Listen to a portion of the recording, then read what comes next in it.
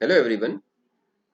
मेरा नाम सुनील है और लगभग पिछले 20 वर्षों से मैं टीचिंग प्रोफेशन में हूँ।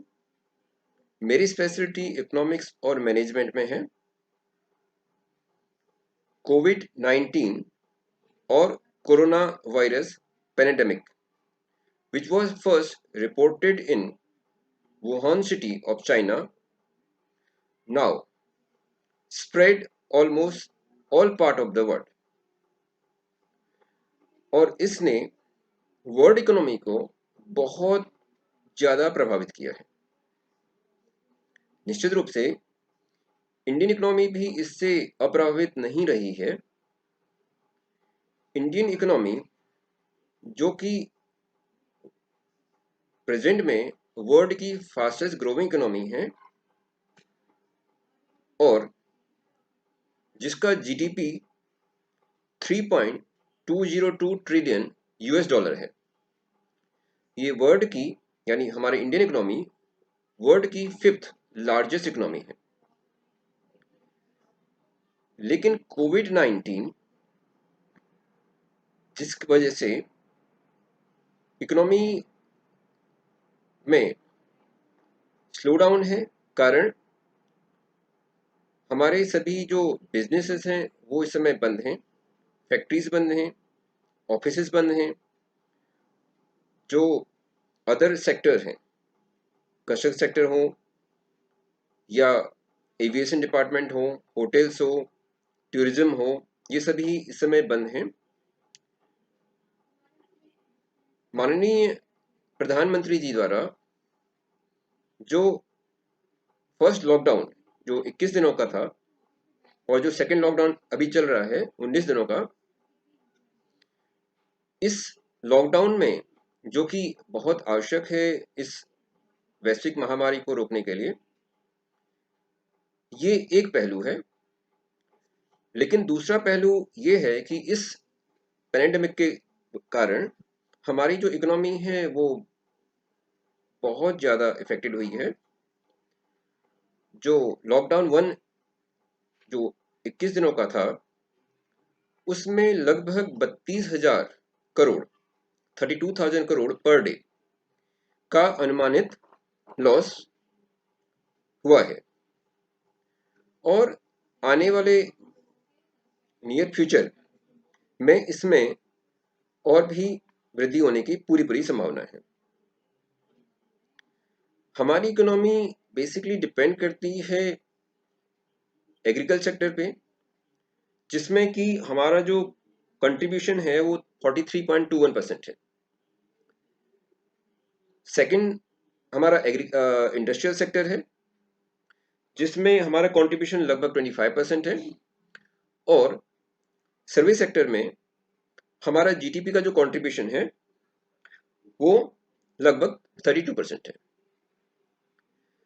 सर्विस सेक्टर में हमारा एक बहुत बड़ा जो इनकम है वो आउटसोर्सिंग से आती है। आउटसोर्सिंग स्पेशली यूएसए और यूरोपियन कंट्री से मिलता है। हम जानते हैं कि इस समय यूएसए इस कोरोना वायरस से सबसे ज़्यादा इफेक्टेड है और प्रेसिडेंट ऑफ यूएसए ट्रंप ने ये अभी रिसेंटली डिसाइड किया है कि वो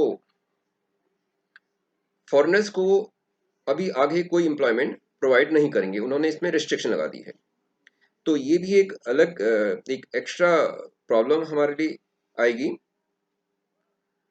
इसके फर्दर नियर फ्यूचर में अनएम्प्लॉयमेंट बढ़ने की पूरी पॉसिबिलिटीज है। जॉब लॉसेस, पे कट होना स्वाभाविक है। हमारी इकोनॉमी में कंस्ट्रक्शन सेक्टर जहाँ पर डेली वेजेस बहुत ज़्यादा निर्भर रहते हैं, वो भी इससे बहुत ज़्यादा प्रभावित हुए हैं। Further we know that the income of one person is depend on the other person's expenditure because the income is fall due to the low demand. क्योंकि डिमांड नहीं है तो प्रोडक्शन भी नहीं होगा, प्रोडक्शन नहीं तो इनकम नहीं, लो प्रोडक्शन क्रिएट लो डिमांड। तो ऐसे केसेस में आने वाला जो समय है उसमें बहुत ज़्यादा चैलेंजेस हमारी इकोनॉमी को फेस करने होंगे, specially tourism sector, hotels, aviation department, shipping, port, ये बहुत ज़्यादा अफेक्टेड हुए हैं। और पूरा इकोनॉमी एक चेन सिस्टम से फॉलो होता है, चेन सिस्टम होता है, यानी कि अगर एक सेक्टर अफेक्टेड होगा तो उसका इफेक्ट डेफिनेटली दूसरे सेक्टर पर भी जाएगा। तो आने वाले समय बहुत चैलेंजिंग होने वाले हैं। पूरी जो डिमांड है वो अफेक्टेड है, चाहे वो इंडस्ट्रियल सेक्टर हो, जैसे इंडस्ट्रियल सेक्टर, जैसे ऑटोमोबाइल सेक्टर को हम एग्जांपल लेते हैं। अगर ऑटोमोबाइल सेक्टर में की डिमांड कम होगी तो ऑटोमोबाइल सेक्टर में स्टील जो बहुत ज़्यादा इफेक्ट यूज होता है उसकी डिमांड कम हो जाएगी। इसके फर्दर इंटरनेशनल डिमांड जैसे कि ऑयल, गैस, इलेक्ट्रॉनिक गुड्स, ये भी प्रभावित होने की पूरी पूरी संभावना है।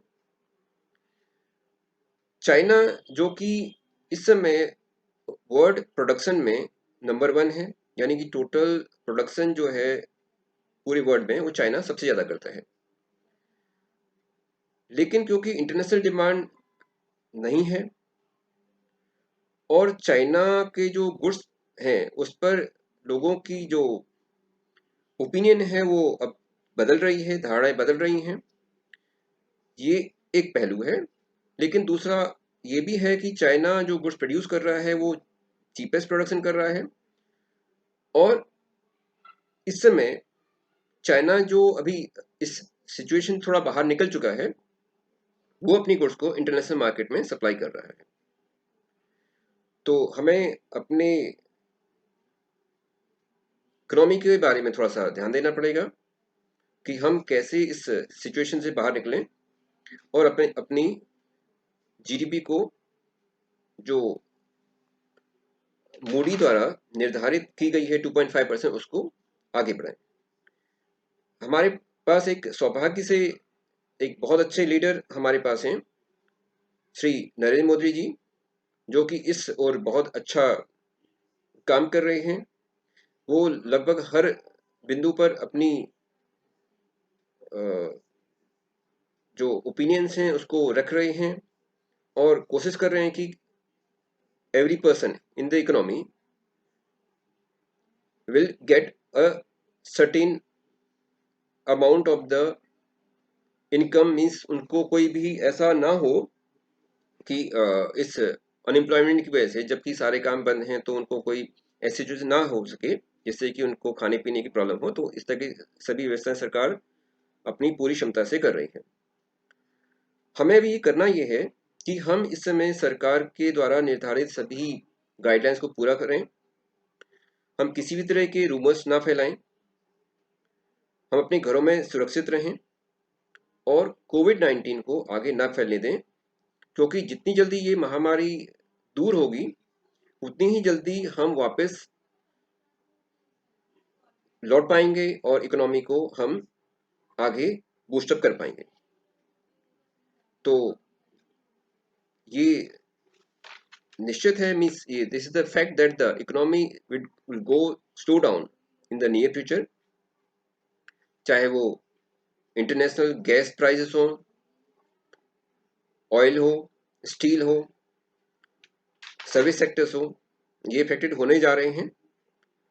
लेकिन हम अपनी जागरूकता से इसको ठीक कर सकते हैं। अगले नेक्स्ट वीडियो में मैं आपको बताऊंगा कि हमारा जो कोविड-19 का हमारे शेयर मार्केट पर क्या इफेक्ट पड़ेगा, और हम और इस बारे में बात करेंगे। Till now please take care और इस चैनल को सब्सक्राइब जरूर कीजिए। Thank you very much.